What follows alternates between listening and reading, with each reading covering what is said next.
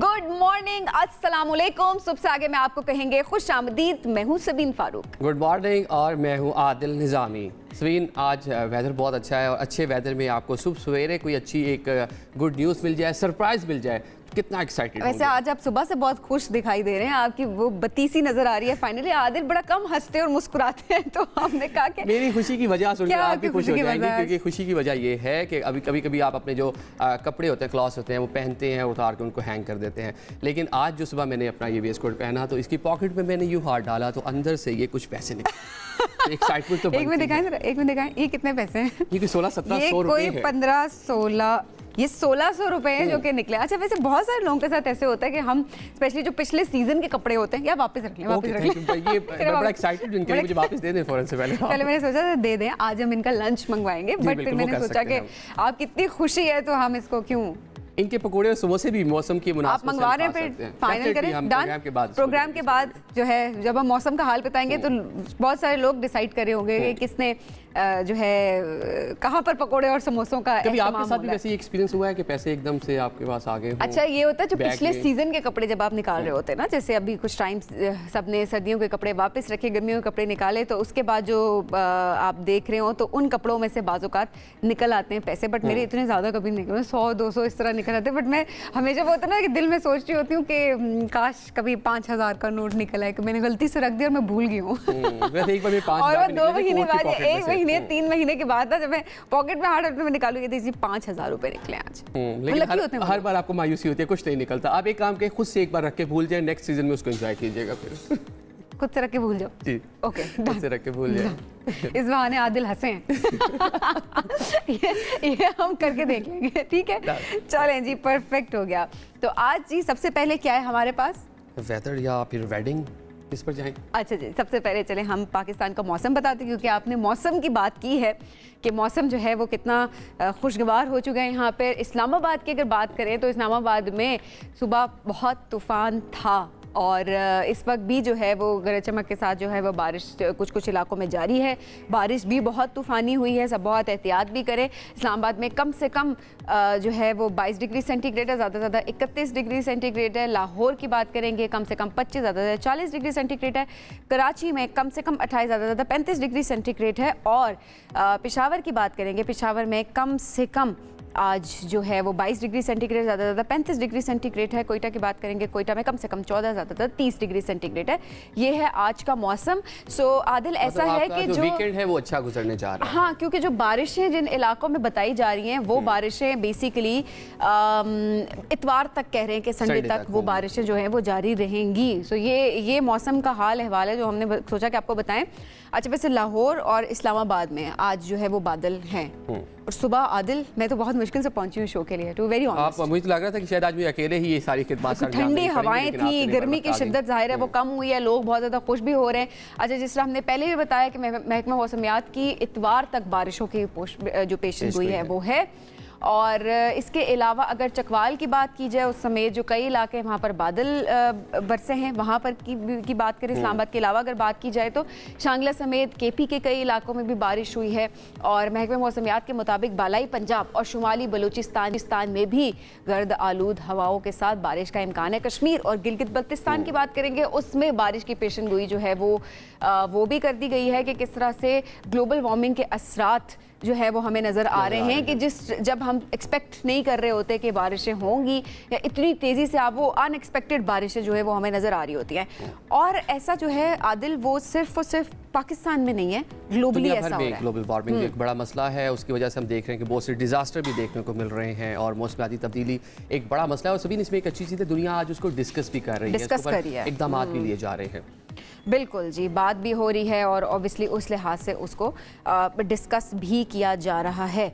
अच्छा, ये जो है ना, एक और चीज़ जो मैं बताना चाह रही थी वो ये है कि सोशल मीडिया पे कल एक वीडियो जो वायरल हुई उसको देखकर बड़ी खौफजदा हुई। और जब सुबह मैं तूफान से आ रही थी तो मेरे माइंड में ये वीडियो बार बार मेरे दिमाग चल रही थी। जिस तरह वीडियो जो थी वो थी अमेरिका में तूफानी आंधी, उसने निज़ाम ज़िंदगी दरहम बरहम कर दिया। और रियासत मिशिगन की बात कर रहे हैं, उसमें आने वाली जो आंधी है उसमें कई दरख्त जड़ों से उखड़ गए और जिसकी खौफनाक वीडियो भी जिस तरह मैं बता रही थी कि लोग उसको देखकर मुख्तलिफ उस पर तबसरे भी करें। बारिश के दौरान कई शहरों में शदीद आंधी के साथ साथ ओले भी पड़े, ये वाक़यात जो है वो पेश भी आए। अच्छा, नाखुशगवार वाक़या भी ज़ाहिर पेश आया। कम से कम 3 अफराद जो हैं उनकी डेथ हुई है इस दौरान और दर्जनों ज़ख्मी भी हुए हैं और हुकाम ने शहरियों को एहतियात करने की अपील भी की है। सो जो मैं देख रही थी किस तरह से आदिल वहाँ पर गाड़ियाँ एक्चुअली उड़ रही थी, लिटरली इतना सख्त तूफान था वो। और वहाँ पर जो वीडियो देखकर इंफ्रास्ट्रक्चर है वो भी इसी नौयत का होता है, लकड़ी के बने हुए घर होते हैं। जब भी तेज़ आंधी वगैरह आती है, साइक्लोन वहाँ पे बहुत ज़्यादा आते हैं तो लोग काफ़ी मुश्किलात का शिकार होते हैं। ना सिर्फ अमेरिका बल्कि लातीनी अमेरिका की अगर बात कर ले वहाँ भी सूरत हाल कुछ ऐसी ही है। ब्राज़ील में सैलाब से जान बचाने के लिए घोड़ा जो है वो छत पर चढ़ गया है। वीडियो खासी वायरल हुई है, देखा जा सकता है पानी में डूबी हुई इमारत है जहाँ पर घोड़ा अपनी जान बचाने की खातिर आखिरी कोशिश करता दिखाई दे रहा है। रियासत रियो ग्रांडे दोसल में गुज़िश्ता हफ्ते शदीद बारिश के बाद सैलाबी सूरत हाल पैदा हो गई जिसमें बड़े पैमाने पर जानी और माली नुकसान हुआ है। सैलाब से लगभग 90 अफराद जाँ बाक हुए हैं जबकि बड़ी तादाद में मवेशी जो हैं, जानवर जो हैं वो भी हलाक हुए हैं। तो ये हम देख रहे हैं पिछले कुछ दिन से ग्लोबल वार्मिंग और उसके जो असरात हैं दुनिया भर में हमें आज देखने को मिल रहे हैं। सही बात है और ये सारी चीज़ें जो हैं वो ऑब्वियसली खौफजदा भी कर देती हैं आपको, but at the same time discussions जिस तरह से हो रही हैं ये एक बहुत अच्छी बात है। बट अपना ख्याल आप सब ज़रूर रखें जहाँ पर भी बारिशें हो रही हैं। हम बारिश का लफ्ज़ अल्लाह इस बारिश को रहमत की बारिश बनाए। बिल्कुल ऐसा है, इसको एंजॉय भी करते हैं लेकिन साथ साथ जिसके खतरात हैं, लोगों के जो मामलात ज़िंदगी हैं वो भी मुतासिर होते हैं, तो उससे अब एहतियात के ज़रिए ही बचा जा सकता है। बिल्कुल जी। अच्छा जी, आगे बढ़ते हैं और नई खबरें जो हम पहले शामिल करते थे ना कि फ़लाँ स्टेट में या फ़लाँ मुल्क की अगर हम बात करें वहाँ से ये खबर आई है कि इतनी मुनफरिद अंदाज में शादी हो रही है। ऐसा ही है, बिल्कुल कराची से एक वीडियो वायरल हुई है। कराची से खबर आई है कि एक जो शादी की तकरीब थी उसमें दिलचस्प मंजर देखा गया। दुल्हा और दुल्हन ने तकरीब में आने के लिए मुनफरिद अंदाज अपनाया है और क्रेन लिफ्ट होती है उसमें बैठकर हवाओं की सैर की और अपने उन यादगार लम्हात को और यादगार बनाया है। रूसी जोड़े के लिए खुसूसी तौर पर डोली बनाई गई थी जिसे क्रेन के जरिए ऑपरेट किया जा रहा था और इसकी वीडियो इस वक्त हम आपको दिखा भी रहे हैं कि कितनी दिलचस्प वीडियो है। डोली बनाई गई है, क्रेन की मदद से उसको उठाया जा रहा है और वो इस मोमेंट को एंजॉय कर रहे हैं दोनों। आशबीन, इसके अंदर ये है कि दुनिया जिस तरह ग्लोबल विलेज बन चुका है, सोशल मीडिया पे इस तरह की हम बहुत सी चीज़ें देख रहे होते हैं, लोगों को नए नए आइडियाज़ आ रहे होते हैं, दुनिया भर के कई ममालिक के लोग इस तरह की चीज़ें कर रहे होते हैं।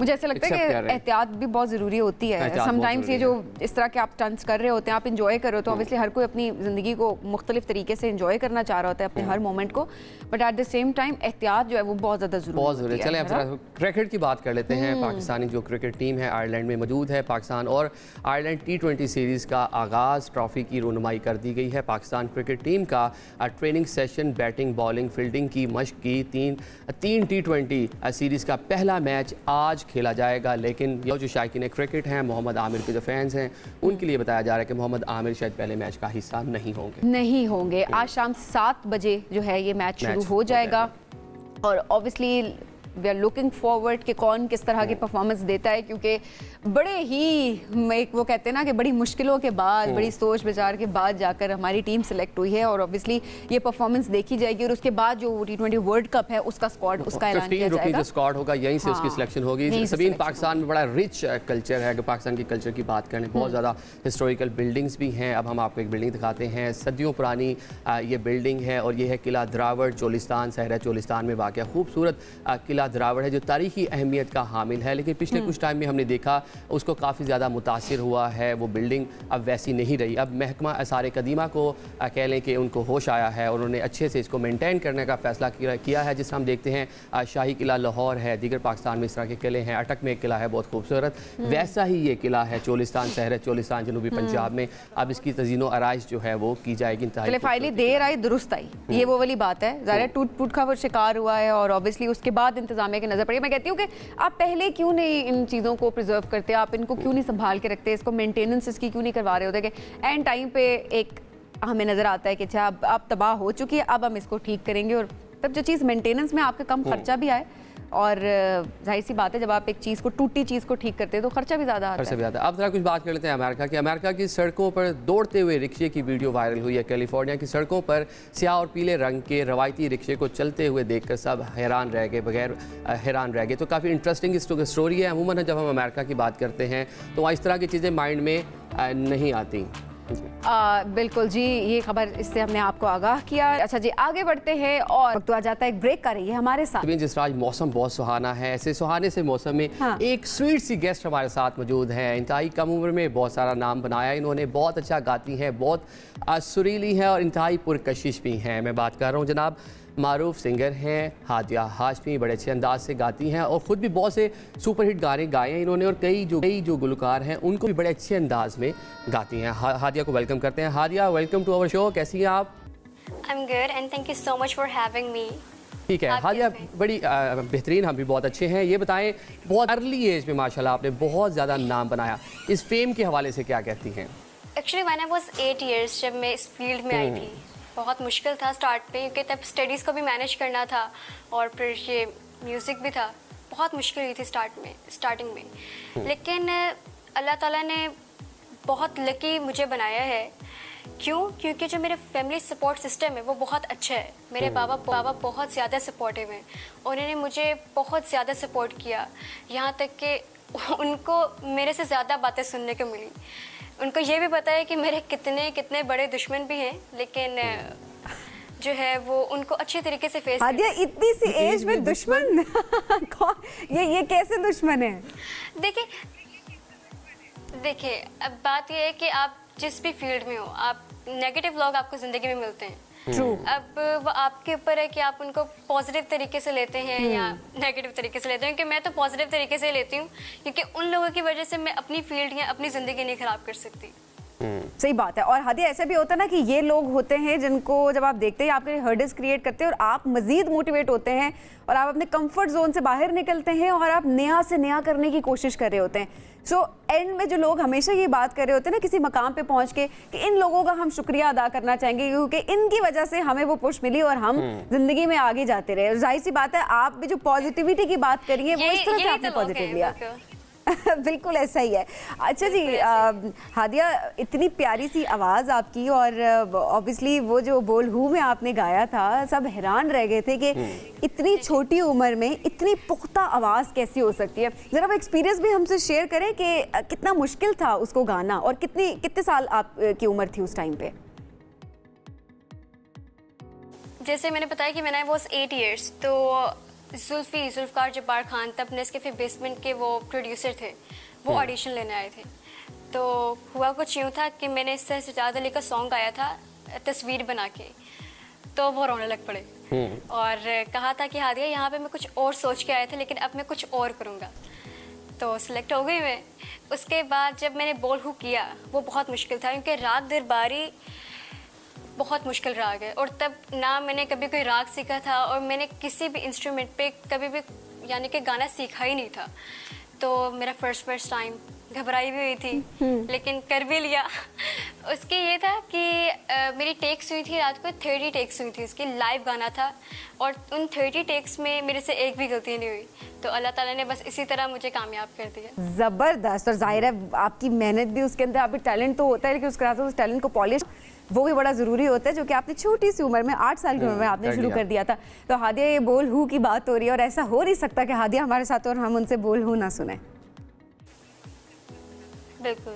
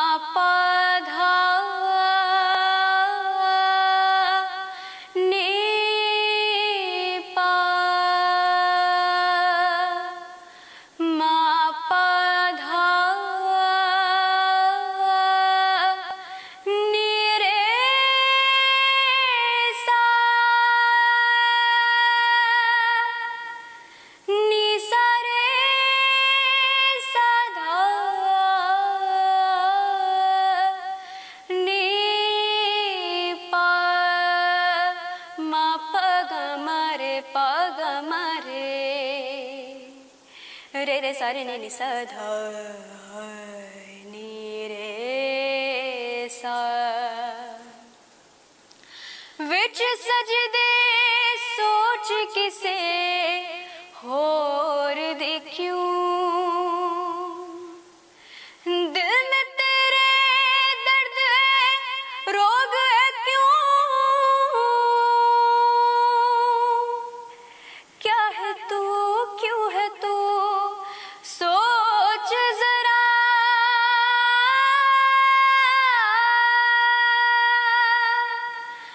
लड़ जा अपनी ये जंग तू,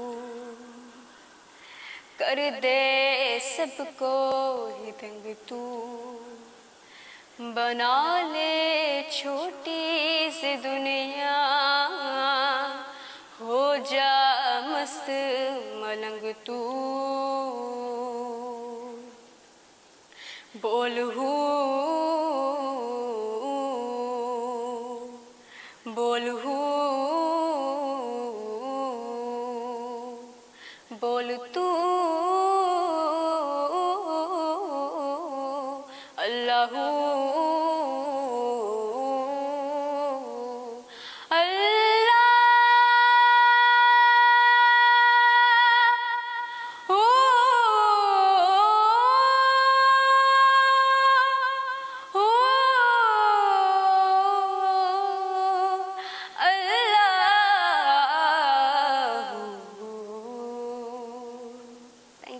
बहुत खूब हादिया, आपने हमारा दिन बना दिया। दिन का आगाज इतना अच्छा। ट्रस्ट मी, वो अल्लाह की तरफ से होता है ना कि एक खूबसूरत आवाज दे दी, और फिर ज़ाहिरा अभी तो आपने और बड़े होना है, और जैसे जैसे आप एज में आगे जाते हैं तो आपकी आवाज़ और ज़्यादा पुख्ता होती जाती है, लेकिन अभी से माशाल्लाह you are very talented, very talented. ठीक है हादिया, आप दीगर जो सिंगर्स हैं उनको बड़े अच्छे अंदाज में गाती हैं, उनके जो सॉन्ग्स हैं। चाहत फतेह अली खान को भी बड़ा जबरदस्त चाहत फतेह अली खान भी बहुत अच्छे से गा लेती हैं। अच्छा? हादिया जरा उनके हवाले से बताएं, उनका कोई सॉन्ग कुछ हमें गाकर सुनाएं। चाहत फतेह अली खान। चाहत फतेह अली खान, मैं इसमें कुछ नहीं बोल सकती। यही कह सकते हैं वो बहुत अच्छा गाते हैं, कमाल के सिंगर हैं। अच्छा, आदिल की फरमाइश कुछ और हमें बस हंसाते हैं। हादिया, उनकी फरमाइश ये थी कि उनका कोई गाना को 2 लाइंस हमें उनके अंदाज में गा के सुना दें। अच्छा अच्छा, उनका वो आया ना आजकल बदो बदी, अब मैं उनकी तरह तो नहीं गा सकती, मैं बहुत बड़े उस्ताद है वो, लेजेंड है वो, नो डाउट। कोशिश करें, चलें कोशिश करें। मैं क्या अच्छा ये था, अच्छा बिल्कुल वैसे गा के दिखाना है। हाँ, ट्राई कर ले ना, एक 2 लाइंस, दैट्स इट। ओके ठीक है। हाय हाय ओए होए, हाय हाय होए होए, बदो बदी बदो बदी बदो बदी। जबरदस्त, क्या बात है। अच्छा हादिया, अपना फेवरेट सिंगर कौन है आपका? अच्छा, मेरे जो हैं सर सजाद अली, लेटेस्ट अगर देखे जाएं तो उनको मैं बहुत गाती हूँ, मुझे बहुत पसंद है वो। अच्छा, तो हादिया अगर सजाद अली का कोई प्यारा सा गाना आखिर में हमें सुना दे, वक्त बहुत कम है, मुख्तसर सा करके जो भी आपको उनका गाना सबसे ज़्यादा पसंद है उसको गा दें। ठीक है, मैं आपको सुनाती हूँ, बने थे दोस्त। ज़रूर। बने थे दोस्त, दिल दुखाने को, बने थे दोस्त, दिल दुखाने को, यही होते हैं दिल जलाने, बने थे दोस्त।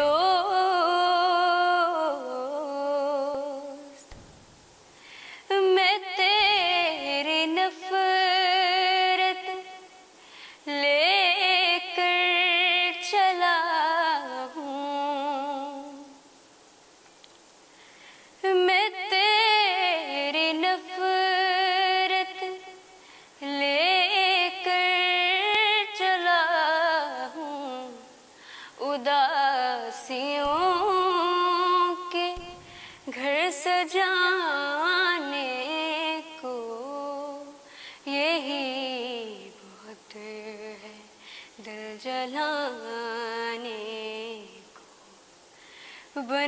में थे दो।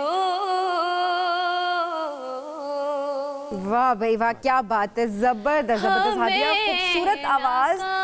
क्योंकि वक्त तो हमारे पास जाहिर है मुख्तसर सा है और दिल तो करता है हादिया गाती जाए, हम सुनते जाएं। इतनी सुरीली आवाज़ है आपकी, बहुत आगे जाएं हादिया, पाकिस्तान का नाम रोशन करें, अपने पेरेंट्स का नाम रोशन करें और इसी तरह से खूबसूरत खूबसूरत गीत आगे भी गाती जाएं। बहुत शुक्रिया प्रोग्राम में आज हमें ज्वाइन करने। एक बात वो होती है ना, अपने घर को कहते हैं कि सबको सजाने का बहुत ज़्यादा शौक होता है, तो मैं कहती हूँ जो आर्टिस्ट होते हैं, जो वो सजावट की सारी चीज़ें बना रहे होते हैं, वो अपने घर को कितना खूबसूरत रखते होंगे, है ना? उन्हें बाहर से खरीदने की जरूरत नहीं, चीजें घर में ही बना कर अपने घर को सजा लेते हैं, है ना, डेकोरेट कर लेते होंगे। ये देखिए इतना खूबसूरत सा आर्ट इस वक्त मेरे सामने है, ये है जी रेजिन आर्ट है और ये इतनी खूबसूरत सी एक घड़ी है जो कि मेरे हाथ में। अच्छा, ये आप देखने में इतनी पायदार है आदिल, मतलब ये लिटरली हैवी है, इसका मटेरियल बहुत अच्छा लग रहा है और आप इसको, मुझे लगता है जब आप घर पे ये देखें पीछे, ये अगर आपको हम दिखा सकें तो प्रॉपर सेल का ऑप्शन भी है, वक्त भी सही बताती है, वक्त भी सही बताती है। वो तो आप पे डिपेंड करता है आप क्या देखना चाहते हैं। कुछ लोग होते हैं कहते हैं हम वक्त से पीछे ही रहे, वो घड़ी की सुई पीछे कर देते होते हैं कि आप टाइम पे पहुंचे। एनी हाउ, अच्छा ये ज़बरदस्त जो रेजिन आर्ट है, ये बनाने वाली आर्टिस्ट आज हमारे साथ मौजूद भी हैं, इनसे आपकी मुलाकात भी करवाएंगे कि रेजिन आर्ट एक्चुअली होता क्या है। और इन्होंने आपके लिए कपकेक है, अगर आप इसको, मैं वही सोची कि आप कपकेक क्यों पकड़ के बैठे हैं? स्ट्रॉबेरी इसका फ्लेवर है, अगर आप इसको खाना चाहें तो आप खा सकती हैं। ये वैसे खाने वाला लग नहीं रहा, ये कैंडल है, आर्ट है ना? ये देखिए, ये अगर हम इसको थोड़ा सा जूम करके दिखाएं, ये कितना खूबसूरत है और ऐसे लग रहा है कि ये खाने की चीज़ है। और इस वक्त हमारा टेबल भी इस वक्त आप देख सकते हैं, जैसे लग रहा है आइसक्रीम है और डिफरेंट फ्रूट्स यहाँ पर पड़े हुए हैं, लेकिन एक्चुअली ये कैंडल्स हैं, आप खा नहीं सकते।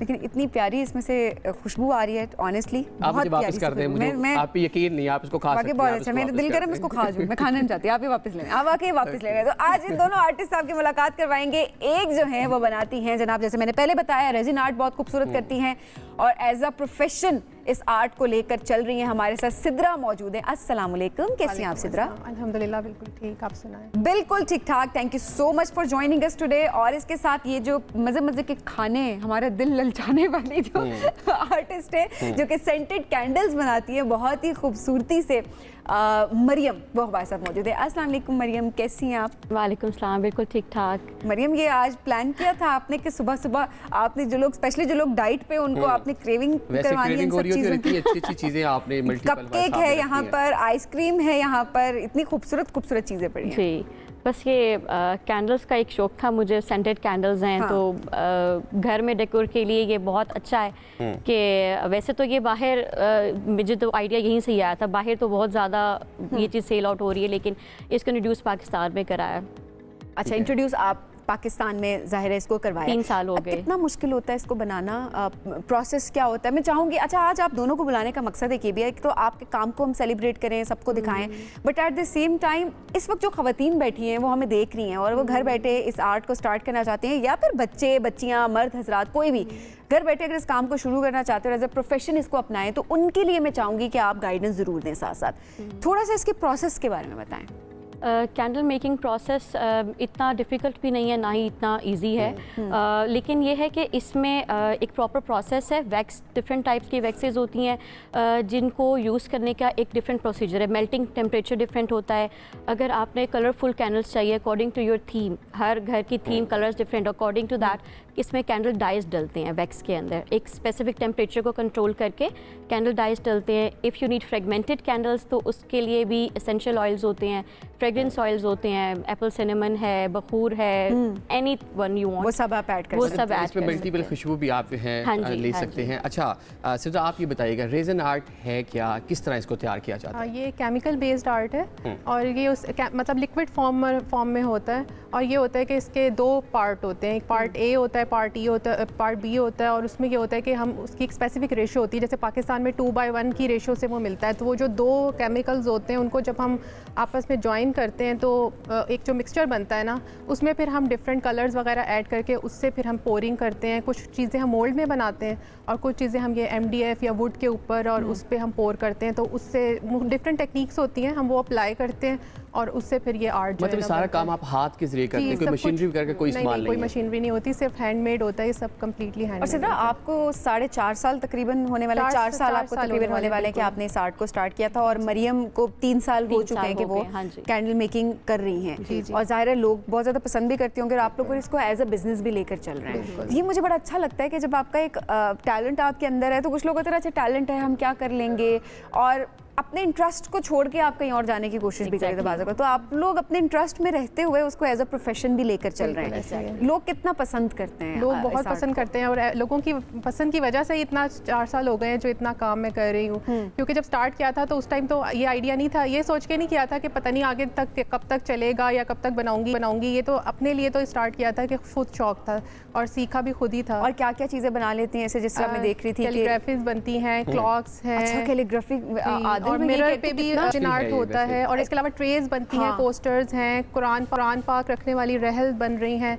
और इसमें सबसे जो मज़े की बात होती है वो ये होती है कि लोग अपनी मर्जी के कलर्स ऐड करवाते हैं, कस्टमाइज प्रोडक्ट्स बनवाते हैं, जैसे अपने जो घर की थीम होती है उसके हिसाब से बनवाते हैं, और लोग बहुत ज़्यादा पसंद कर रहे हैं इसको। बहुत बड़े आर्ट कस्टमाइज लोग बनवाते हैं। आप इन सब चीज़ों को कहीं डिस्प्ले हुआ है कि ऑनलाइन ही इसके ऑर्डर्स लेते हैं? एग्जीबिशंस वगैरह आप लोग करते हैं? एग्जीबिशंस होती हैं, वैसे मैंने अभी तक कोई इत्तफाकन एग्जीबिशन में मैंने नहीं पार्टिसिपेट किया, लेकिन वैसे मैंने ऑनलाइन ही मेरा जो पेज है ना, वहाँ पे तो हर चीज़ डिस्प्ले, लोग जो है वो देख भी रहे थे। अच्छा, कैलीग्राफी की जो बात हो रही है, ये तो वैसे इतना मुश्किल है करना, उसको फिर रेजिन आर्ट के थ्रू करना, तो वो तो और मुश्किल होता होगा प्रोसेस। बस अब तो ये कि क्योंकि करना आ गया, जो कोई भी चीज़ ये है कि जब आप सीख जाते हैं तो फिर वो मुश्किल नहीं लगती, तो बस हो जाता है अल्हम्दुलिल्लाह। अब तो ये कि क्योंकि टाइम काफ़ी हो गया, अब तो सिखा भी रही हूँ मैं। बिल्कुल ठीक हो गया। अच्छा मरियम, इस वक्त ये ट्रे जो मेरे हाथ में है, ठीक है, ये आपने अंदर कैंडल तो बनाई है, और ऑब्वियसली दोबारा कहती मैं इतने मज़े के फ्लेवर से लगता है खा जाओ वो कैंडल्स तो ज़ाहिर है हम देख रहे हैं। ये ट्रे किस चीज़ की बनाई है, और ये आपने किस चीज़ का बनाया हुआ है? ये जो शेल है, इसको स्नेल शेल कहते हैं, ये मोल्ड्स के थ्रू बनता है। और जो क्ले का मटेरियल है, ये जो ट्रे का मटेरियल वो क्ले से बनती है, प्लास्टर ऑफ पेरिस क्ले और कुछ और इंग्रेडिएंट्स उसमें डाल के हम वो इसको तैयार करते हैं। ओवरनाइट इसको रखना पड़ता है, ये ड्राई हो जाता है मोल्ड में डालने के बाद जी। और कलर्स भी इसमें अब जिस तरह थीम कुछ कहते हैं, ब्लू चाहिए, ग्रीन, अकॉर्डिंग टू दैट हम वो कलर्स डालते हैं, मिक्सअप करके मार्बल इफेक्ट देते हैं, डिफरेंट प्लेन भी, मार्बल इफेक्ट भी हो जाता है। मरियम, कितना महंगा आर्ट है? अगर ये मैं सिर्फ इस एक पीस की अगर बात करती हूँ, कितने में बन जाता है? आपकी मेकिंग होती है ऑब्वियसली, उसके बाद तो ज़ाहिर बिजनेस है, तो वो मैं आपसे नहीं पूछूंगी, बट वैसे मेकिंग में, क्योंकि अगर घर में लोग इसको शुरू करना चाहते हैं तो उनके पास कितनी इन्वेस्टमेंट उनके पास होनी चाहिए? ये 50,000 में आप स्टार्ट कर सकते हो इजीली। 15,000 में आप 15,000 में आप इजीली स्टार्ट कर सकते हो, क्योंकि ऐसा नहीं हो कि कोई भी बिजनेस आप स्टार्ट करो एकदम आप बड़ा प्लेटफॉर्म बहुत बल्क और आप मटेरियल खरीद लो। ठीक है, 1 kg आप वैक्स खरीदें, 1 kg आप क्ले खरीदें, 1-2 मोल्ड्स आप खरीदें, प्रैक्टिस करें। जितनी आप प्रैक्टिस करेंगे, जितना एक्सपेरिमेंट करेंगे, उतने आपको आइडिया थोड़े से अगर कहा जाता है। सलीम, इसमें अगर लेट्स सपोज कि कोई इसको घर पे स्टार्ट करना चाहते हैं, सिर्फ बहुत सी खवातीन आपको देख भी रही होंगी, इस बिज़नेस को वो स्टार्ट करना चाहती हैं, सदा तो बताएं कि क्या टिप्स देंगी उनको, घर पे बैठ के इसको रेडी करें और डिजिटल प्लेटफॉर्म से इसको बेचें? हाँ बिल्कुल, घर में, क्योंकि घर से ही कर रही हूँ, मैं भी घर में ही स्टार्ट किया है, तो आप बड़े आराम से कर सकते हैं। उसमें ये है कि पहले तो ये कि जाहिर बात है आपको सीखना पड़ेगा, या तो आप क्लासेस लें या फिर ऑनलाइन जैसे यूट्यूब पे ट्यूटोरियल्स वगैरह हैं, वहाँ से सीखें। और कितना अच्छा लगता है इसको सीखने में? अगर ये देखिए, अगर आप बहुत, अगर आपका शौक है बहुत, तो आप जल्दी भी सीख सकते हैं। बाकी तो कितना टाइम लगा था? मतलब बेसिक्स आ जाओ, मतलब 1 मंथ 1 मंथ में बेसिक्स आप सीख के उसके बाद आप एटलीस्ट शुरू कर सकते हैं। बिल्कुल शुरू कर सकते हैं, हाँ जी। और कितनी इन्वेस्टमेंट इसके लिए आपको चाहिए? अच्छा, रेजिन थोड़ा सा है एक्सपेंसिव आर्ट है, क्योंकि लग्जरी आर्ट कहलाता है ना ये, तो रेजिन क्योंकि इटसेल्फ एक्सपेंसिव ही मटेरियल है। सही। लेकिन ये है कि जब आप, वही बात है जैसे मरियम बता रही हैं कि जब आपने स्टार्ट करना है तो आपको बहुत ज़्यादा इन्वेस्टमेंट करने की ज़रूरत नहीं है स्टार्ट में। लाइक अगर मैं अपना एक्सपीरियंस शेयर करूँ तो ये कि मैंने बहुत छोटे बजट के साथ ही स्टार्ट किया था, क्योंकि ऑब्वियसली आपने शुरू में तो प्रैक्टिस करनी होती है। मतलब कि 20,000 तक मैंने शुरू कर दिया, तो उसके बाद पीसेस बिकते गए और बिल्कुल उसी को फिर आगे मैंने इन्वेस्ट करती गई, तो अब तो अल्हम्दुलिल्लाह ज़ाहिर चल पड़ा। अच्छा, वैसे बाज़ोकात लोग ना ये समझ नहीं रहे होते मरियम और सिद्रा के आर्ट बाज़ोकात कितना महंगा होता है, क्योंकि उसके अंदर जो मटेरियल का इस्तेमाल किया जा रहा होता है वो मटेरियल ऑब्वियसली बहुत महंगा होता है। आप लोगों से लोग बार्गेनिंग कर रहे होते हैं, जी इतना महंगा क्यों आपने लगाया है, इतने में हमारे कम कर सकते हैं। बार्गेनिंग पे तो नहीं, इतना तो नहीं है, ये इतनी तो है नहीं, थोड़ी सी तो वैक्स डली है लिटरली, मुझे यहाँ तक लोगों ने बोला तो थोड़ी सी वैक्स है। मैंने कहा देखिए, it's not just a wax, it's a home based business. पहली बात ठीक है, और हम खुद से काम करें तो लेबर जरूर होती है। लेकिन आप लोग तो ये भी नहीं कह सकते, लेकिन शॉपकीपर कहते हैं इतनी तो हमारी खरीद भी नहीं है, क्योंकि आप यकीन करें लिटरली हम लोग बहुत कम प्रॉफिट मार्जिन रखे, क्योंकि हमने मार्केट को भी कम्पीट करना होता है, बहुत कम प्रॉफिट मार्जिन रख के प्रमोट करना भी बहुत ज्यादा एग्जैक्टली ऐसे ही बहुत जबरदस्त आप दोनों काम करें। आई एम सो इम्प्रेस्ड, और स्पेशली वो लोग जो अपने टैलेंट का भरपूर इस्तेमाल करना जानते हैं, उनके लिए ये प्लेटफॉर्म है। और बहुत अच्छा लगता है जब हम ऐसे टैलेंट को इंट्रोड्यूस करवा रहे होते हैं। बहुत आगे जाएं और खूबसूरत सी चीज़ें, अभी कुछ चीज़ें हैं वो भी इंशाल्लाह मैं खुद भी ऑर्डर करने वाली हूँ, ठीक है? आप करेंगे, शायद हमें कुछ सस्ती भी मिल जाए। ये नहीं करना, आप लोगों ने भी करना है, हम भी नहीं करेंगे। बहुत शुक्रिया सिद्रा, बहुत शुक्रिया मरियम प्रोग्राम में ज्वाइन करने के लिए। नाज़रीन, हम रहेंगे एक ब्रेक की जानिब, स्टे विद अस। और आज एक ऐसे मौजू पे हम बात करेंगे जिस मौजू पे लोग अक्सर बात नहीं कर रहे होते। पूरा दिन जब आप घर से बाहर होते हैं, वो तमाम लोग जिनके घर में ख़वातीन जो हैं वो बाहर काम नहीं कर रही होती, वर्किंग वुमेन नहीं होती, जिनको हम कहते हैं जी वर्किंग वुमेन नहीं है, वो सही हो गया अपेरेंटली जो हम एक बात कर रहे होते हैं। घर आकर उनको कहते हैं तुम तो पूरा दिन घर थी, तुमने किया ही क्या है? इस तरह की तल्ख बातें उनको सुनने को मिल रही होती हैं। और बट जब घर के काम की अगर हम बात कर रहे होते हैं, एक हाउस वाइफ जिसे हम कह रहे होते हैं, जो कि एक्चुअली एक होम मेकर होती है, पूरा दिन उसके ऊपर क्या क्या जिम्मेदारियां होती हैं, आज उन जिम्मेदारियों के बारे में बात करेंगे। और उसके साथ साथ मुआशरे का क्या किरदार होता है ऐसे में, घर वालों का क्या किरदार होता है ऐसे में, आज इस हवाले से बात करेंगे। क्योंकि मुझे लगता है कि इस बारे में बात करना बहुत ज़्यादा ज़रूरी है। लोग बहुत कम बात करते हैं। आप करते ही क्या, अगर हस्बैंड ने ऑफिस जाना है सुबह 7 बजे वाइफ ने उठना है, बच्चों ने स्कूल जाना है सबसे पहले वाइफ ने उठना है, बच्चों से पहले। काम सिर्फ बाहर का काम क्यों मैटर करता है, घर का काम क्यों मैटर नहीं करता? आज इस वक्त इस मौजू पर बात करने के लिए हमारे साथ मौजूद हैं आपकी हमारी फेवरेट जो एक्ट्रेस हैं, और जाहिर सी बात है सोशल वर्कर भी हैं और ऐसे मौजूदात पे बात भी अक्सर कर रही होती हैं, गुले राना साहिबा हमारे साथ मौजूद है। अस्सलाम वालेकुम आपा, कैसी हैं आप? वालेकुम अस्सलाम सबीन, बड़ी प्यारी लग रही हो तुम तो भाई। Thank you so much. आपा क्या कहेंगी इस ओवरऑल मुआशरे के किरदार को, जो ये बेसिकली एक बात कर रहे होते हैं जी तुम तो हाउस वाइफ हो, एक्चुअली वो होम मेकर। हाउस वाइफ और होम मेकर में फ़र्क लोगों को समझाना कितना मुश्किल हो गया अभी भी। पहले तो ये बात है कि एक ये जो अंग्रेज़ी का लफ्ज़ है ना, वर्किंग वुमेन, अरे भाई वर्किंग वुमेन क्या, काम करने वाली खातून, अगर इसका उर्दू करें तो काम करने वाली खातून तो ज़्यादा घर वाली होती हैं। घर में मेरा ख्याल है उनको वर्किंग वुमेन अगर हम नहीं मानते तो ये ज़्यादती है।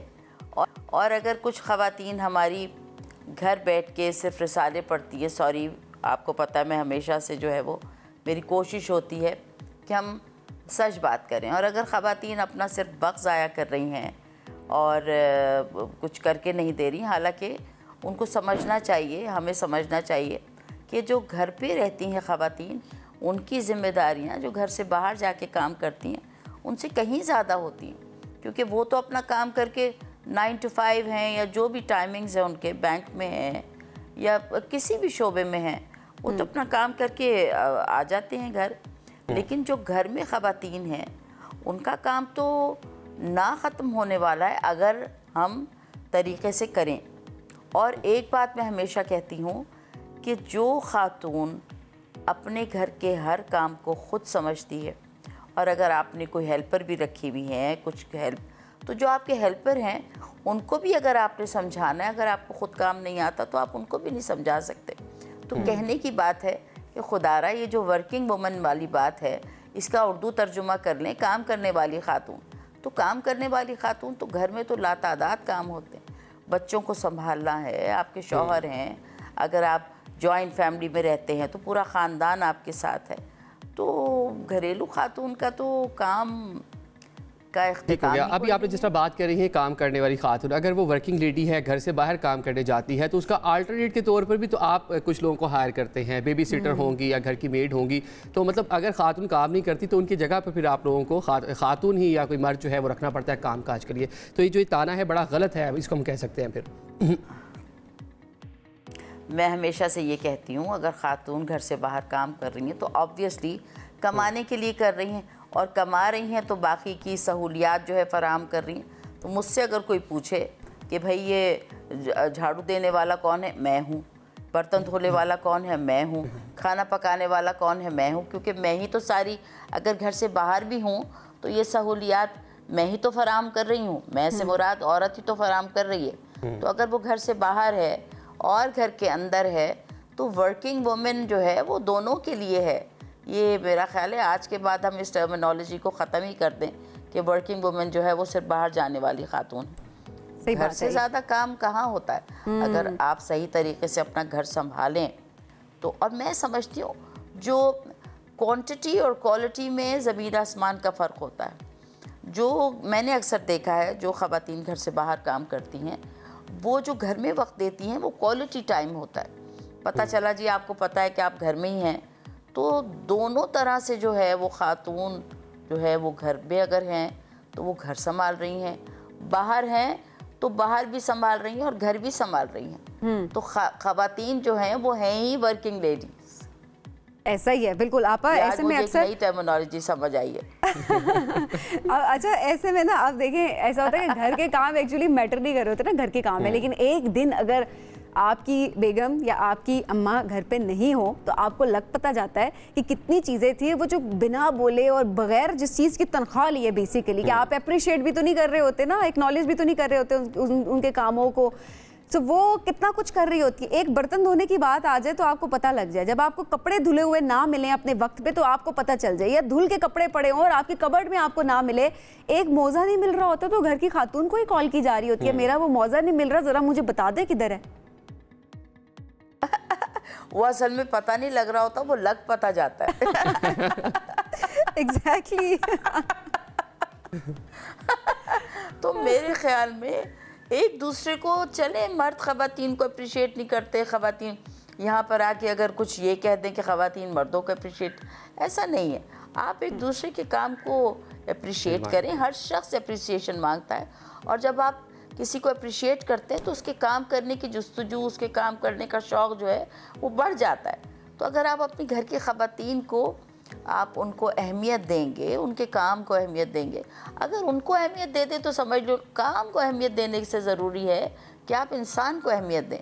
जब आप इंसान को अहमियत देंगे, अहमियत देना ऑब्वियसली ये बहुत ज़्यादा ज़रूरी है कि आप इंसान को अहमियत दें, तो फिर तो उसके होने ना होने से आपको उस तरह से फ़र्क नहीं भी पड़ रहा होता। और अक्सर आदिल हम ये देख रहे होते हैं ना कि ये रवैया बड़ा बुरा होता है कि आप एक खातून जब पूरा दिन काम भी कर रही है सब कुछ, बट ऑब्वियसली उसके बाद भी घर आकर अगर मर्द घर आ रहा है वो उसको अप्रिशिएट, अच्छा खातून जो है वो मर्द को अप्रिशिएट जरूर करेगी कि आप थके हुए हैं, पानी का ग्लास आपको दे दें, आपके लिए खाना दे दें, होनी चाहिए। हाँ। जो मर्द है उसको भी अप्रिशिएट किया जाना चाहिए, वो बाहर काम काज करके वापस, जो घर में खातून है वो भी दिन भर उसकी जो बच्चे हैं उनकी परवरिश कर रही हैं, घर के मामला देख रही हैं, घर का डिकोर देख रही हैं, खाना पीना देख रही हैं। आपकी बेगम फर्स्ट हैंड एक्सपीरियंस हम हमेशा लेना, तो ये जरा मैं आपका फर्स्ट हैंड एक्सपीरियंस जो है ना वो जरूर आपसे पूछूंगी, बट आप इस वक्त हमारे साथ मौजूद है, उनसे जरा बात करते हैं मजीद। आपा वैसे आपने अपनी ज़िंदगी किस तरह गुजारी है ओवरऑल? क्या आप हमेशा से वर्किंग वुमेन थी या कभी आपको भी एक्सपीरियंस करना पड़ा कि घर कोई हो और या बाहर की सोसाइटी से आपको ये चीज़ सुननी पड़े? तुमने पूरा दिन किया क्या है जब आप ऑब्वियसली इंडस्ट्री में काम नहीं कर रही थी? तो मैं सच बोलूं या कुछ बना के बात करूं? सच मैं चाहूंगी कि आप सच बोलें ताकि ये आज का जो टॉपिक भी इसीलिए है। अगर सच सुनोगी ना तो फिर हमारी कुछ ख़वातीन शायद नाराज़ हो जाएं। मैं हमेशा से ये समझती हूँ कि जो औरत है ना वो एक पिलर है, पिलर, ठीक है। और अगर आप अपना घर संभालने के साथ साथ बाहर काम कर सकते हैं तो आप ज़रूर करें। ऐसा नहीं कि आप घर से बाहर काम कर रहे हैं तो आपका घर जो है वो बिल्कुल औंधा हो जाए, कुछ आपको पता ही ना हो। तो मेरे ख़्याल में घर से बाहर काम करना कितने घंटे का हो सकता है? अगर आप जो मेरे से पूछ रही हो तो मैं जब शुरू काम किया था खाना भी मैं खुद ही बनाती थी, घर को भी मैं खुद ही देखती थी, आसिम को भी, अपने बेटे को भी मैं खुद ही देखती थी और मैं बाहर भी काम करती थी। तो मैं समझती हूँ कि ख़ातून एक ऐसी मज़बूत सिन्फ का नाम है। ख़वातीन इतनी मज़बूत होती हैं, औरत इतनी मज़बूत है, अगर वो चाहे तो घर से बाहर काम करते करते भी अपना घर भी संभाल सकती है। ये प्रैक्टिकली हमने किया हुआ है, और जो हम प्रैक्टिकली कर लेते हैं तो अगर एक शख्स कर सकता है तो हर शख्स कर सकता है। लेकिन मैंने इतना देखा है कि ख़वातीन अगर बाहर काम करने वाली हैं तो वो घर को भी उतनी ही अहमियत देती हैं। बात फिर वो क्वांटिटी और क्वालिटी की आ जाती है। तो हमारे पे भी ये फ़र्ज़ है, क्योंकि ख़ातून औरत का काम घर संभालना है, ये आप माने या ना माने। वो जो कहते हैं ना गाड़ी के दो पहिए हैं, तो अगर उसमें एक ट्रक का लगा देंगे, एक स्कूटर का लगा देंगे तो कहाँ से चलेगा? तो वो बाहर करें, आप घर में काम करें या आप घर से बाहर करें, घर में काम करें, बहरहाल औरत की अहमियत है और हमेशा रहेगी। आपने जिस तरह भी कहा कि एक गाड़ी के दो पहिए हैं, बैलेंस होना उसमें बहुत ज़रूरी है, दोनों जानिब से एडमायर किया जाना बहुत ज़रूरी है। जो नेगेटिव रवैये हैं, आप क्या कहेंगे हमारे नाज़रीन को, उनको कैसे बेहतर कर सकते हैं, क्या टिप्स हैं आपकी? देखिए, नेगेटिव रवैया अगर आप पॉजिटिविटी में नहीं लाएंगे तो वो कभी बेहतर नहीं हो सकता। अगर कुछ लोग होते हैं जो सोच के बैठते हैं कि हमने तो इख्तिलाफ करना ही करना है, और अगर आप अपना जहन खोल के बैठें, अगर आप बात करने और अगर आप किसी से मशवरा करने या बातचीत करके, वो कहते हैं ना, दिलों की उलझनें बढ़ती रहेंगी अगर कुछ मशवरे बाहम ना होंगे। बिल्कुल सही बात है। ज़ाहिर है दूसरे को अप्रिशिएट करना, समझना ऑब्वियसली वो भी बहुत ज़्यादा ज़रूरी है ज़िंदगी में। और वो वाली बात है कि एक दूसरे को अप्रिशिएट करें, किसी रेस में नहीं लगे कि ये इसका काम है उसका काम है। मैं हमेशा ये कहती हूँ कि एक जिम्मेदारी के साथ, वो घर आपका है, वो फैमिली आपकी है, वो जिम्मेदारी आपकी है, तो दोनों बैलेंस करके दो लोग मिलकर चलें तो वो बहुत खूबसूरत सी आपकी ज़िंदगी बन जाती है। गुल राना साहिबा हमारे साथ मौजूद थी, बहुत शुक्रिया आपका प्रोग्राम में ज्वाइन करने के लिए। नाज़रीन, हम बढ़ेंगे एक ब्रेक की जानिब, स्टे विद अस। पाकिस्तान से हज ऑपरेशन का आगाज़ हो गया और हज़ारों खुश नसीब 9 जून तक चलने वाले इस ऑपरेशन में अल्लाह के घर हाजिरी देने के लिए सऊदी अरब का सफ़र करेंगे। और इस्लामाबाद, लाहौर, कराची, मुल्तान समेत कई शहरों से खुसूसी परवाज़ें चलेंगी और एयरपोर्ट्स पर हुजाज कराम की रवानगी के लिए खुसूसी इंतजामात भी किए गए हैं। आसमीन, इस साल 68,000 से ज़ायद आज़मीन जो है सरकारी कोटे के तहत और 89,000 जो है वो प्राइवेट कोटे के तहत हज पर जाएंगे। इस पूरे मामले पर बात कर लेते हैं। हमारे साथ DG हज ऑपरेशन अब्दुल वहाब साहब मौजूद हैं। आप साहब अस्सलाम वालेकुम। जी वालेकुम अस्सलाम। आपको प्रोग्राम में वेलकम करेंगे। ये बताइएगा, हज ऑपरेशन का आगाज़ हो चुका है, अब तक जो इंतज़ामात हैं वो कैसे हैं और पूरा जो स्केड्यूल है उस पर अमल दरामद किस तरह से हो रहा है? जी बहुत शुक्रिया। सबसे पहले तो हम टीवी का शुक्रिया कि उन्होंने मुझे इनवाइट किया अपने प्रोग्राम में और जो इन्फॉर्मेशन है उसको लोगों की नॉलेज बढ़ाने के लिए उनसे शेयर करने का मौका दिया। यहाँ पे बेसिकली जो इंतज़ामात होते हैं वो तकरीबन 3 एरियाज़ के गिर्द घूमते हैं। एक होता है अकोमोडेशन, दूसरा होता है ट्रांसपोर्टेशन और तीसरा होता है कैटरिंग, जो पाकिस्तान हज मिशन अपने हुज्जाज के लिए अरेंजमेंट्स करता है। और इस बेसिकली हज दुनिया की किसी भी मुल्क के लिए सबसे बड़ी एक्सरसाइज आउटसाइड कंट्री होती है, जिसको लॉजिस्टिक और ह्यूमन रिसोर्स मैनेजमेंट एक्सरसाइज हम कहते हैं। यहाँ पे बहुत सारे स्टेक होल्डर्स होते हैं, जिसमें सऊदी गवर्नमेंट सबसे बड़ा स्टेक होल्डर्स होता है और कंट्री और बाकी बहुत सारी एजेंसीज होती है। तो जो हज के ख़ास तौर पे जो मिना से रिलेटेड पार्ट होते हैं 5 दिन के, उसके लिए ज़्यादातर इंतज़ामात जो है वो सऊदी गवर्नमेंट की ज़िम्मेदारी होती है और उसमें जो सर्विसेज प्रोवाइड करती है वो हम एक कंपनी जिसके साथ साइन करते हैं वो हमें सर्विसेज प्रोवाइड करती है वहाँ पे। जहाँ तक मक्का का ताल्लुक़ है तो मक्का में हम 3 एरियाज़ में पाकिस्तानी हुज्जाज के लिए ट्रेडिशनली जो है वो हाउसिंग की अरेंजमेंट करते हैं, जिसको अजीज़िया कहा जाता है, भत्ता कुरैश कहा जाता है और हाई नसीम कहा जाता है। एवरेज डिस्टेंस जो है मक्का से हरम पाक से इनके लिए वो 3 किलोमीटर से 5-7 किलोमीटर तक होता है, 7 किलोमीटर तक। और उसके लिए हमारी जो है कि एक ट्रांसपोर्टेशन कंपनी हायर की हुई होती है जो 5 टाइम्स अ डे प्रेयर्स के लिए 24 घंटे उनकी बसें चलती हैं और हुज्जाज कराम को अपनी बिल्डिंग से पाक ले जाने के लिए। इसी तरह दूसरी मैं आपको बात बताऊं कि probably for the second time in recent history हमने इस साल हुज्जाज को 100% मदीना में मरकजिया में ठहराने का बंदोबस्त किया है। इस मरतबा जो अगर आपको जो मस्जिद नबवी से वाकफियत रखते हैं, वो मस्जिद नबवी के आसपास एक रिंग रोड है, उसके अंदर सारी जो होटल्स होते हैं इसको मरकजिया कहा जाता है। तो उसमें ट्रांसपोर्टेशन की ज़रूरत नहीं पड़ती क्योंकि सारे वॉकिंग डिस्टेंस तक 2 से 500 मीटर्स तक के वॉकिंग डिस्टेंस पे होते हैं। तो इस साल हमारे जो सरकारी हुज्जाज हैं 6000 के करीब, वो सारे के सारे मरकजिया में रहेंगे। एक सिंगल हाजी भी जो है मरकजिया से बाहर नहीं जाएगा। कल से हम हुज्जाज को यहाँ पे फ़्लाइट्स पे एयरपोर्ट्स पे रिसीव कर रहे हैं और वो होटलों में आ रहे हैं। अब तक की बहुत अच्छी फीडबैक है। खाने का इंतज़ाम के लिए हमने तकरीबन 8 से 9 किचन मक्का में हायर करते हैं और तकरीबन 7 से 8 किचन मदीना में हायर करते हैं।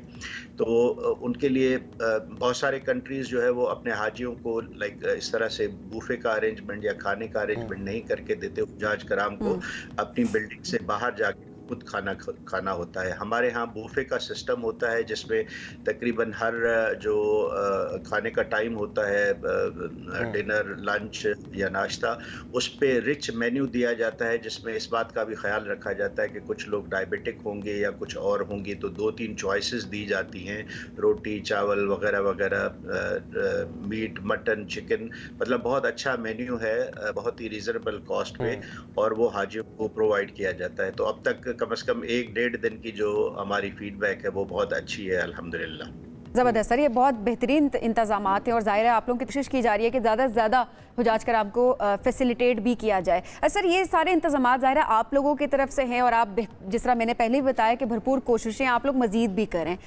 हुजाज कराम के लिए क्या गाइडलाइंस इस मर्तबा आप लोगों की तरफ से उनको दी गई हैं, कंसिडरिंग के जिस तरह से सऊदी हुकूमत की जानिब से भी कुछ गाइडलाइंस और उनकी तरफ से भी कुछ चीज़ें सामने आई थी, तो उसको पर्सपेक्टिव में आप लोगों ने क्या क्या गाइडलाइंस दी हैं इस मर्तबा? देखिए जी, हज की जो पूरी एक्सरसाइज होती है ये इबादत और मामलात का कॉम्बिनेशन होता है। अक्सर हमारे जो रिलीजियस स्कॉलर्स या उलमा होते हैं उनका जैसे इबादत पे ज़्यादा फोकस होता है, मतलब लेकिन इस मरतबा हमने जो पाकिस्तान में बेसिकली इसमें जो प्री अराइवल से जितनी सारी चीज़ें हैं वो हमारी मिनिस्ट्री ऑफ रिलीजियस अफेयर्स देखती है। 5 हाजी कैंप्स होते हैं, आपको पता है, कैपिटल सिटीज़ में।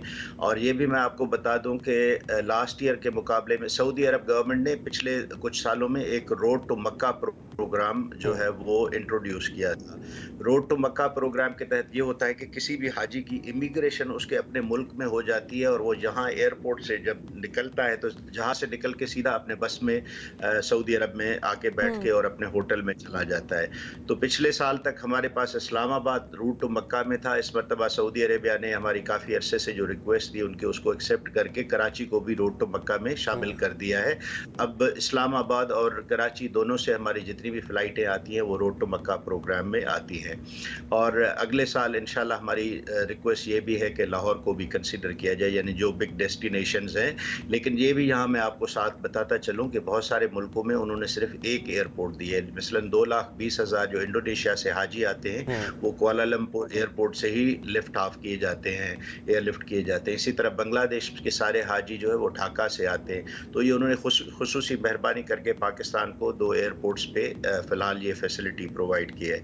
और दूसरी ये बात कि इस मरतबा हमने हुजाज के लिए जो है वो यूनिफॉर्म किस्म के जो बैग्स बना के मिनिस्ट्री ने उनको दिए थे, यानी जो लास्ट एंड फाउंड केसेस होते हैं लगेज के, अब वो आप आधे किलोमीटर से भी आपको पाकिस्तानी बैग पहचाना जाएगा। 2 स्टैंडर्ड साइज के बैग उन्होंने दिए हैं, एक हैंड कैरी और एक जो चेक्ड इन लगेज होता है। तो अब वो यूनिफॉर्मिटी जो है वो जैसे इंडोनेशिया या डिसिप्लिन बड़ी एक्टिविटी है। सऊदी गवर्नमेंट हर साल 35 से 40 लाख आज़मीन हज की वहाँ पर जो है खिदमत करती है। लोग वहाँ पर फरीज़ा हज अदा करते हैं। सरकारी मामलात आपने बताए, जो निजी शोबे के तहत लोग हज पर जा रहे हैं, प्राइवेट कोटे के तहत, उनके हवाले से क्या गाइडलाइन है? जिस तरह भी आपने बताया, जो सरकारी कोटे के तहत लोग जा रहे हैं उनको बैग और सारी चीज़ें किस तरह, ट्रेनिंग भी प्रॉपर पहले करवाई जाती है।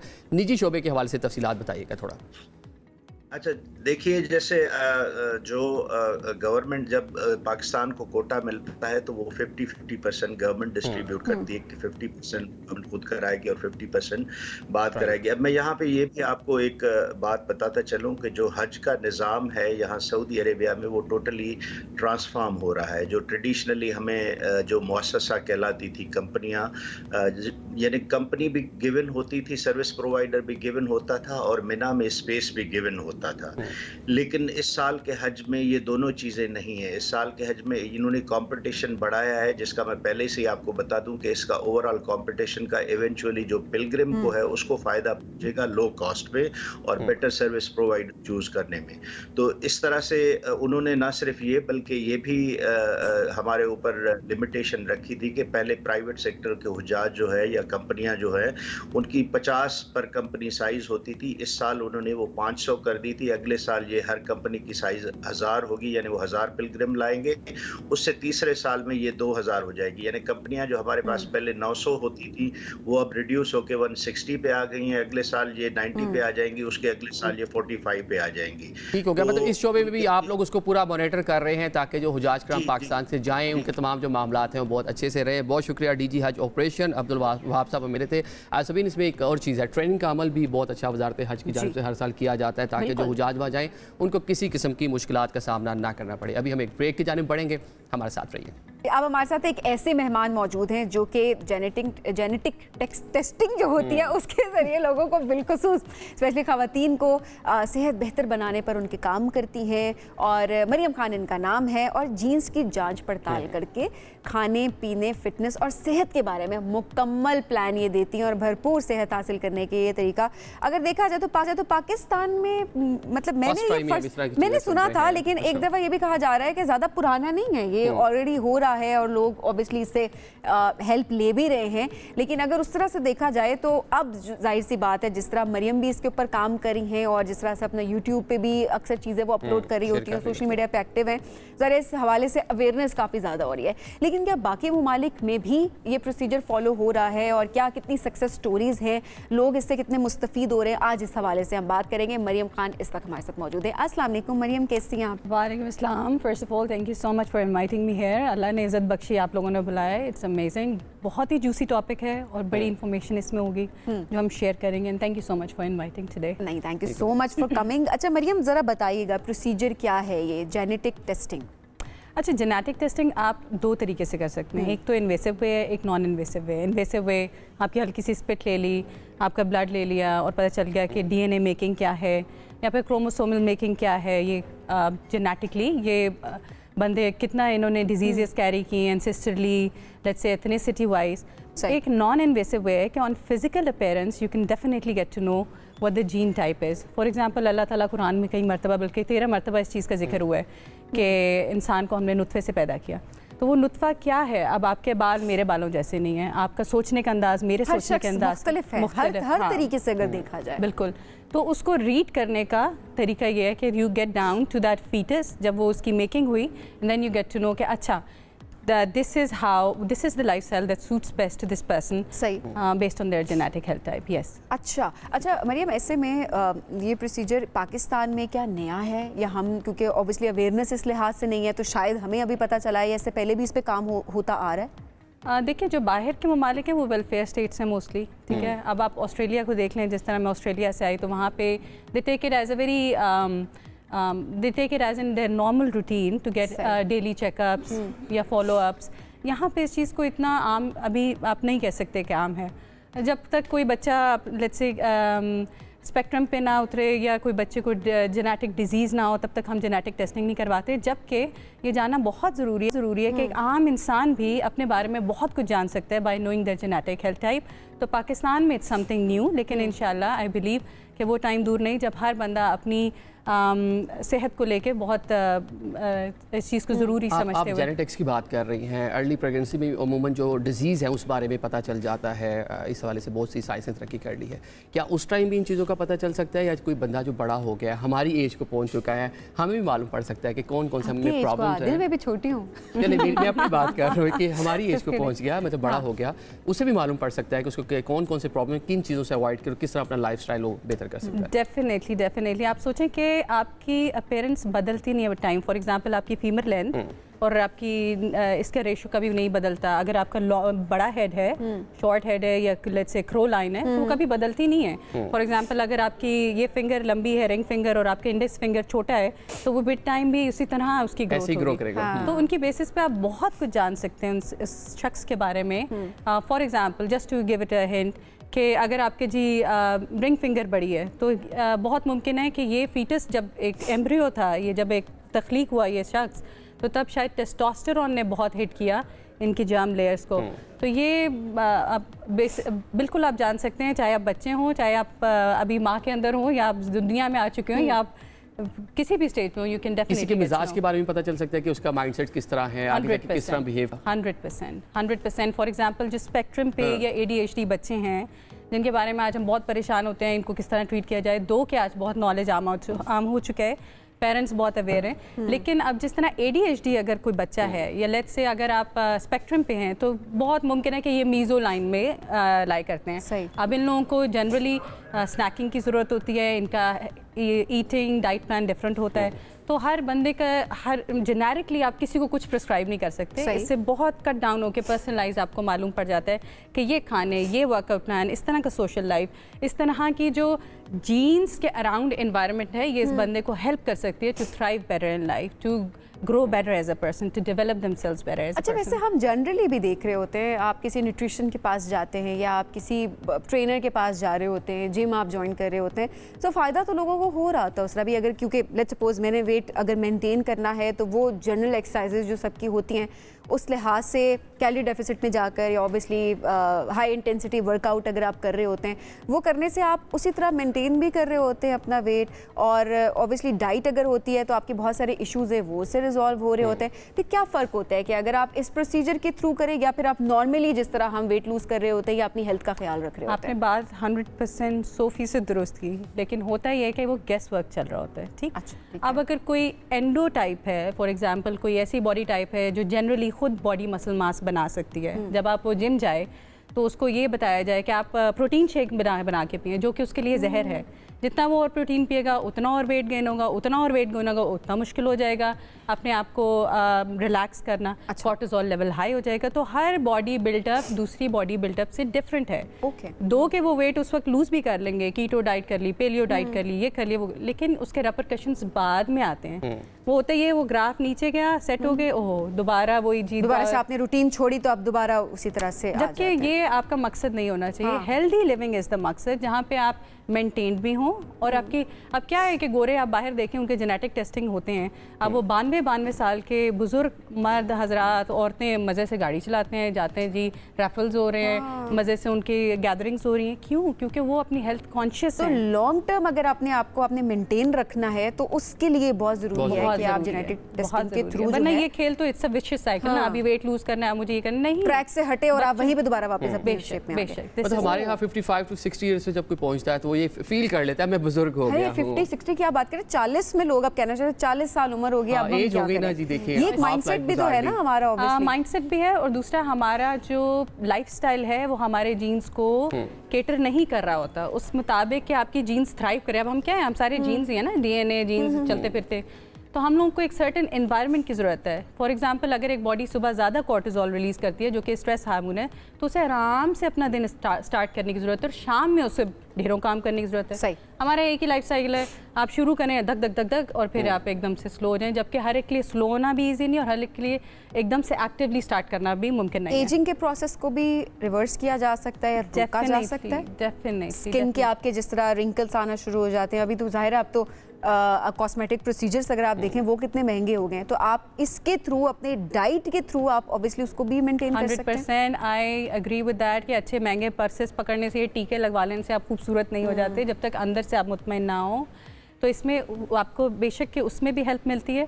और आप जहाँ तक बात कर रही हैं कि डाइट से एक्नी और इस चीज़ को आप कंट्रोल कर सकते हैं, डेफिनेटली। अब PCOS ख़वातीन में आम है, आप देखें तो उन्हें बड़े हार्मोनल इश्यूज़ हैं। क्यों? क्योंकि टेस्टोस्टेरोन लेवल हाई हो जाते हैं। मतलब आप जब तक हार्मोन्स का कंट्रोल करेंगे, अपने केमिकल बैलेंस, अपनी लाइफस्टाइल को, और ये इतना मुश्किल काम नहीं है जितना आपको सुनने में मुश्किल लग रहा है। इट्स वेरी सिंपल कि अपनी क्रोनोबायोलॉजी अगर आप सेट कर दें तो आपका सर्केडियन रिदम, आपकी पूरा पैटर्न सेट होना शुरू हो जाता है और एकदम से आप वो जो 10 साल की एक अनहेल्दी लाइफ गुजारी, 1 साल हेल्दी गुजारने से वो सब आपका दोबारा आप समझें कि इरेज करके आपने एक नया दौर शुरू कर दिया। तो इसमें मैं जिस तरह आप अभी पॉलीसिस्टिक ओवेरियन सिंड्रोम की बात करी, बिकॉज बहुत सारी लड़कियां रिलेट कर सकती हैं। अब तो हमने देखा कि हर दूसरी तीसरी लड़की की अगर पूछे तो वो PCOS की बात कर रही होती है।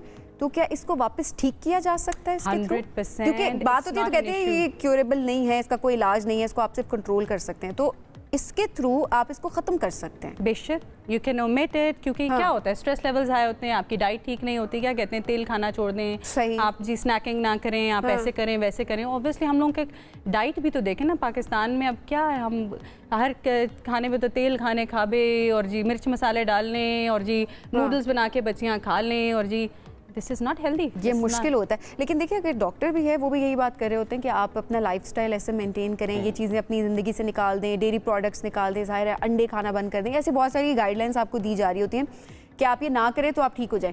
और बाकी जब आप वो चीज़ें फॉलो कर रहे होते हैं तो आप बिल्कुल ठीक रहते हैं, लेकिन जैसे आप उनको छोड़ते हैं तो दोबारा से आपकी बीमारी ट्रिगर कर जाती है। लेकिन यहाँ पे फिर मैं आपको बताऊंगी कि ये गेस वर्क चल रहा होता है ना, आप डाइटिशियन के पास जाते हैं, डाइटिशियन कहते हैं सब्जियाँ खाना शुरू कर दें, ये खा लें और आप ऐसे कर लें। जबकि आप जेनेटिक टेस्टिंग करते हैं तो आपको समझ आती है कि क्रोनोबायोलॉजी क्या है, अब इस बंदे को सुबह खाना सूट करता है या किस तरह का खाना है जो इसके लिए बेहतरीन है। ठीक है, मतलब वो एक परमानेंट इलाज है, जबकि ये गेस वर्क है, अभी कर लें फिर दोबारा वैसे। आप गेस वर्क की बात करिए, मैंने ये बताया जेनेटिक्स के हवाले से कौन कौन से टेस्ट हैं जो करवाए जा सकते हैं जिससे आपको अपनी बीमारियों का पता चल सके और जिससे आप अपनी लाइफस्टाइल को एक अच्छा और हेल्दी तरीके से गुजार सकें? लेकिन जी बहुत सारे टेस्ट हैं, जेनेटिक टेस्ट हैं। For example if I mention it here, I have a 8.5 year old daughter and she's with Down syndrome, तो ऑब्वियसली उनके भी जेनेटिक टेस्टिंग है, उनके क्रोमोसोमल लेवल डिफरेंट है।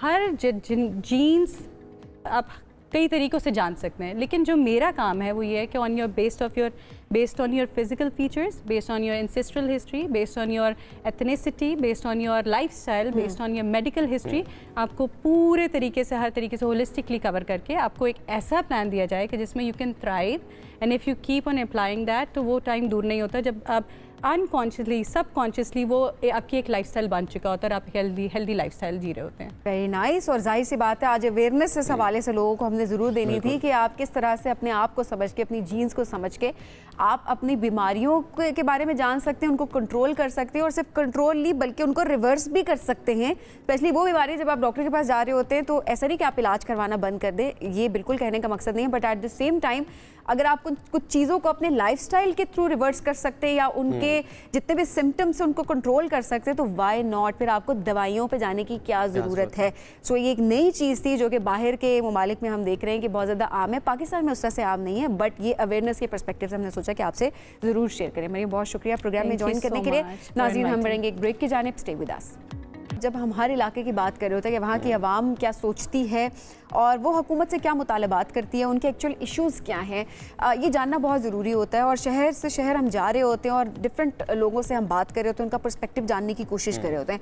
ऐसे में कोयटा की आवाम क्या चाहती है, उनके क्या मसाइल हैं जो कि सुनवाना बहुत ज़रूरी है और जाहिर है ख़ुद सुनना भी हमारे लिए बहुत ज़रूरी है ताकि उनकी बात को एक्नॉलेज किया जा सके। हर शहरी क्या सोचता है हुकूमत के बारे में, हुकूमत ने कितना काम किया है और इसके साथ साथ किन चीज़ों पे काम करने की ज़रूरत है। शुएब इस वक्त कोयटा में मौजूद हैं और वो हमारी मुलाकात करवाएंगे कोयटा की आवाम से।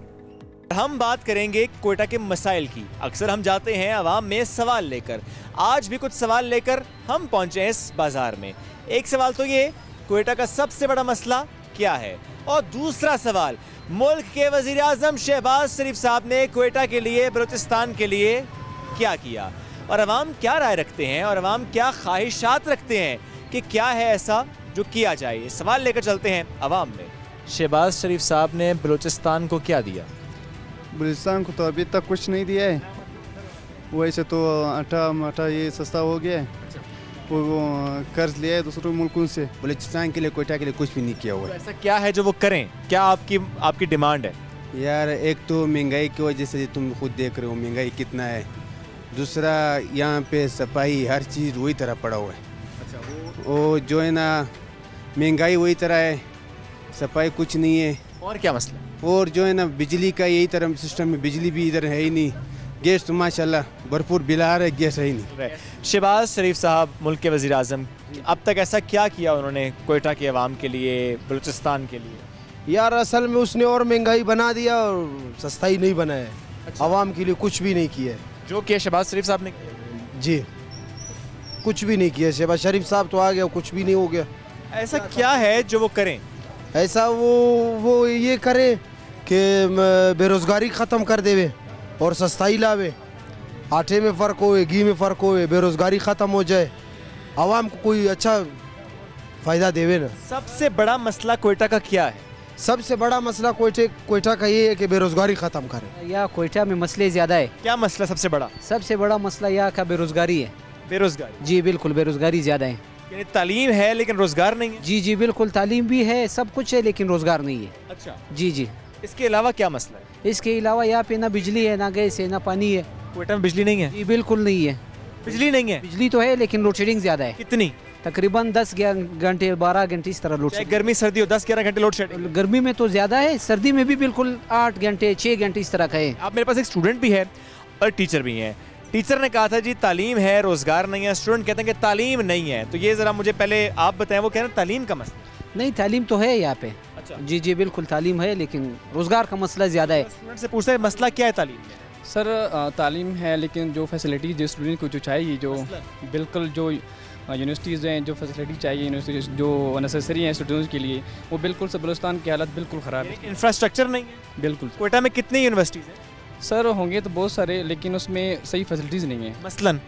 मसलन गुड टीचर्स नहीं है। टीचर्स नहीं है? नहीं, टीचर्स तो है कि टीचर्स है, बिल्कुल है सर। उसको पढ़ाते नहीं है सही तरीके से सर। नहीं, क्यों नहीं पढ़ाते? सर मैं सर की बात नहीं कर रहा हूँ। जी बिल्कुल, क्यों नहीं पढ़ाते? बिल्कुल पढ़ाते सर। मैं बोल सकता हूँ मेरे काबिल टीचर हैं, हो सकता है, लेकिन मैं एक ही बात नहीं कर रहा हूँ। बहुत सारे टीचर्स हैं जो सिर्फ टाइम पास के लिए आते हैं, जो बच्चों की फ्यूचर ख़राब कर रहे हैं इस टाइम। तो मैं यही कहूँगा हुकूमत से कि प्लीज़ स्कूलों में, यूनिवर्सिटीज़ में चक्कर लगाया करें, टीम भेजा करें, पूछा करें स्टूडेंट्स के लिए, उसकी सिलेबस पूछें कि क्या सिलेबस है। टीम्स आती हैं? जी बिल्कुल आती हैं, हर महीने विजिट करने आती है। वैसे ऐसे टीचर हैं जो सिर्फ टाइम पास करते हैं? जी बिल्कुल है, भाई का बात सही है। चलें, ये बात बन गई है। जब वो कह रहे हैं टीचर टाइम पास करते हैं, कुछ टीचर ऐसे ज़रूर हैं जो टाइम पास करते हैं। अब शहबाज शरीफ साहब मुल्क के वज़ीर-ए-आज़म, आपका क्या मुतालबा है उनसे, क्या करें वो?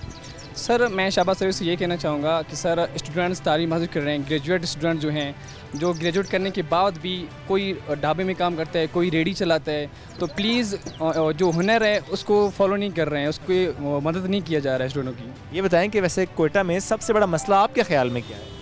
सबसे बड़ा मसला गंदगी है, पोल्यूशन। ये किसने फैलाई है?